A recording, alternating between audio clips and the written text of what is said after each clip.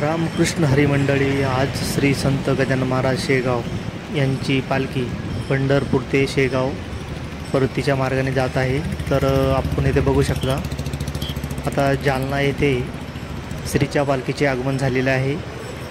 तरी आपण आता दर्शन घेणार आहोत। आता तुम्ही इथे बघू शकता अतिशय शिस्तबद्ध पद्धतीने माऊलीचे हे सेवक आज इथे आपण बघत आहात।